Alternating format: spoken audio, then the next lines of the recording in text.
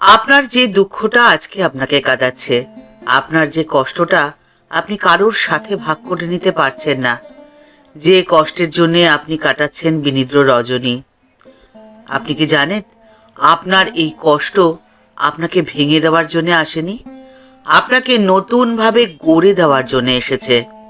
কারণ আপনার এই কান্না দুর্বলতার কান্না নয়, এই কান্নার এটাই প্রমাণ যে আপনার অনুভূতি এখনো শেষ হয়ে যায়নি। আর যে মানুষ অনুভব করতে পারে সেই মানুষ কখনো শেষ হয়ে যায় না, তাকে কেউ শেষ করে দিতে পারে না, চরম শত্রুও তার কোনো ক্ষতি করতেই পারে না। আজকে হয়তো আপনি সাময়িক ভেঙে পড়েছেন, আপনার মনে হতেই পারে যে আপনি হয়তো নিঃশেষ হয়ে গেছেন, কিন্তু না, আপনার এই ভাবনা একদম ভুল। আপনি প্রকৃতির দিকে একবার তাকিয়ে দেখুন, নদীর একুল যদি ভাঙে ওকুল গড়ে। আপনার জীবনের দুঃখ, কষ্ট, যন্ত্রণা এসেছে আপনাকে নতুনভাবে তৈরি করার জন্যে, আর সেজন্যই দুঃখকে আপনাকে বরণ করে নিতে হবে। কারণ দুঃখ আপনাকে প্রকৃত মানুষ চিনতে শেখাবে, দুঃখ আপনাকে নিজের শিরদাঁড়াকে খাড়া করতে শেখাবে, আপনার যন্ত্রণা আপনাকে সোজা হয়ে দাঁড়াতে শেখাবে, আপনার যন্ত্রণা শেখাবে আপনাকে সাহসী হতে, আপনার যন্ত্রণা আপনাকে সকলের সামনে হাসতে শেখাবে। সমস্ত যন্ত্রণাকে সহ্য করে আপনি যেদিন প্রাণ খুলে হাসতে পারবেন, আপনি জানবেন আপনার জীবনের জয়যাত্রা ঠিক সেই মুহূর্ত থেকেই শুরু হচ্ছে। আপনি যদি নিজে ভালো থাকতে চান, তাহলে আপনাকে প্রথমেই যে কাজটি করতে হবে সেটি হলো আপনার ভাবনাকে বদলে ফেলতে হবে।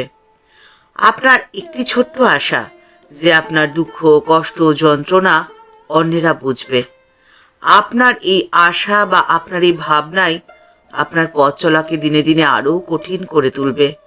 কারণ বর্তমান সময় এমনই যে সমষ্টিগত আবেগের গুরুত্ব সেখানে প্রায় শূন্য।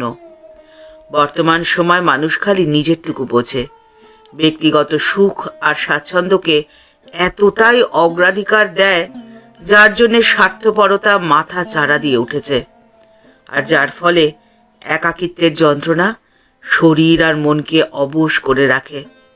পারিবারিক জটিলতাও এতটা বেশি বেড়ে গেছে যে মানুষে দূরত্ব অনেক অনেক বেশি হয়ে গেছে। পাশাপাশি ঘরে থেকেও একজনের খবর অন্যেরা রাখে না। আর ঠিক সেই জন্যই একাকিত্বের যন্ত্রণা মানুষকে কুঁড়ে কুঁড়ে খাচ্ছে। কারণ মানুষ যে বড় একা। এর থেকে পরিত্রাণের কি কোনো উপায় নেই? নিশ্চয়ই আছে। মানুষের ইতিবাচক ভাবনা, মানুষের ইতিবাচক ভাবনায় মানুষকে এই একাকিত্বের যন্ত্রণা থেকে মুক্তি দিতে পারে। আর শ্রীমা সারদা দেবীর জীবন অনুধ্যানে আপনি পেতে পারেন সেই পথের সন্ধান। মানুষ কখন সব থেকে বেশি আঘাত পায় বলুন তো? যখন আকস্মিক কোনো ঘটনা ঘটে। আকস্মিক কোনো ঘটনা বা অবাঞ্ছিত কোনো পরিস্থিতিকে মানুষ খুব সহজে মেনে নিতে পারে না। ফলে তখন সে মানসিকভাবে বড় বিপর্যস্ত হয়ে পড়ে, মানসিকভাবে ভারসাম্যহীন হয়ে পড়ে, আর ঠিক তখন চরম সিদ্ধান্ত নিয়ে নিতেও দ্বিধা করে না।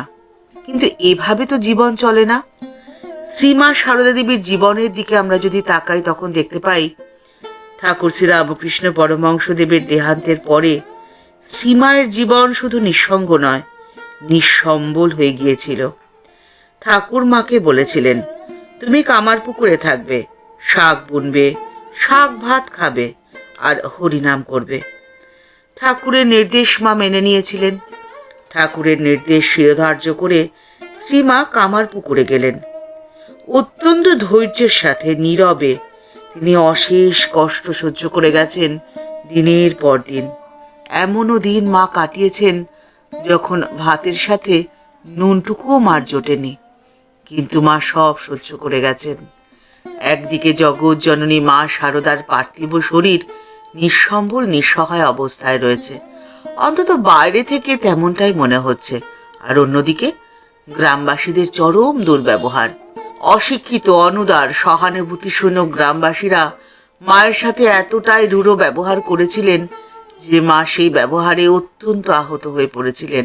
দক্ষিণেশ্বরেই বলুন বা জয়রামবাটিতে শ্রীমা সারদা দেবী যে জীবন কাটিয়েছেন সে জীবনে আর যাই থাকুক না কেন, একাকী তাকে থাকতে হয়নি। কেউ না কেউ মায়ের সঙ্গী ছিলেনই, কিন্তু হঠাৎ করে সব যেন বদলে গেছিল মায়ের জীবনে। পরিবেশ হঠাৎ করে বদলে গেল, পরিস্থিতি হঠাৎ করে বদলে গেল। এর জন্যে মানসিকভাবে মা তো প্রস্তুত ছিলেন না।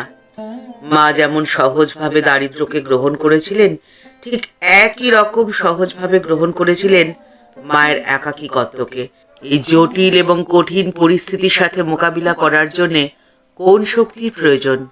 শ্রীমা সারদা দেবী তার জীবন দিয়ে শিখিয়ে দিয়ে গেছেন, এর জন্য একটি মাত্র শক্তি প্রয়োজন, সেটি হলো আপনার মনের ওপরে নিয়ন্ত্রণ করা।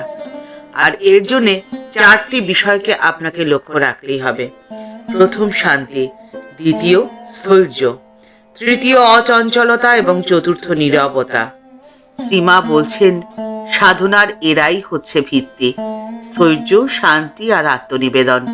এর মধ্যে দিয়েই মনের মধ্যে শান্তির ভাব প্রবেশ করে। আর একবার যদি মনের মধ্যে শান্তির ভাব প্রবেশ করে, তাহলে আর তোমার কোনো চিন্তা নেই। তাহলে ধীরে ধীরে তা চারিদিকে ছড়িয়ে পড়বে। নিজের ভেতরের শান্তি, তখন তুমি বাইরের সমস্ত কিছুকে অনুভব করতে পারবে।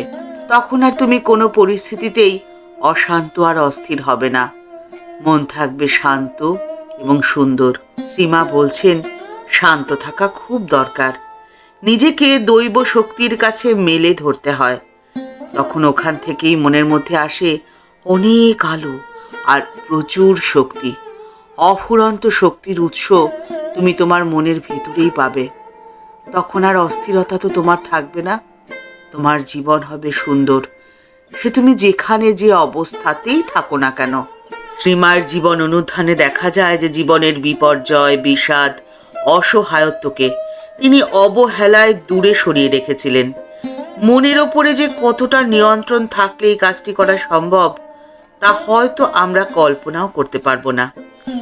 সাধারণ মানুষের কাছে মা 2টি বার্তা দিলেন। প্রথমত, যথার্থ অনুশীলন করতে পারলে মনের উপরে নিয়ন্ত্রণ করা সম্ভব। আর দ্বিতীয়ত, মনের শক্তিকে অনুধাবন করতে হয় এবং তা যথার্থ প্রয়োগ করতে হয়। আর এই 2টি কাজ প্রত্যেকটি মানুষকে করতে হয়, কারণ কখন কোন পরিস্থিতিতে মানুষ থাকবে সে তো আগে থেকে মানুষের জানা সম্ভব নয়। তাহলে পরিস্থিতি অনুকূলই হোক বা তার বিপক্ষেই থাকুক, মানুষ কখনো বিচলিত হবে না, অস্থির অশান্ত হবে না। আর তখনই তাদের জীবন হবে সুন্দর এবং সফল। ঠাকুর মা ও স্বামীজির চরণে প্রণাম জানিয়ে আজকের পর্বে এই পর্যন্তই। দেখা হচ্ছে পরের পর্বে। আজকের পর্বের উপস্থাপনা যদি এতটুকুও ভালো লাগে, লাইক বাটনটি প্রেস করে দিতে ভুলবেন না। আপনাদের করা একটি লাইক আমাদের পরবর্তী ভিডিও বানাতে অনেকটা অনুপ্রাণিত করে। আর এই চ্যানেলে আপনি যদি নতুন হয়ে থাকেন, চ্যানেলটিকে সাবস্ক্রাইব করে বেল বাটনটি ক্লিক করে দিয়ে অল বাটনটিতে ক্লিক করে দিতে পারেন।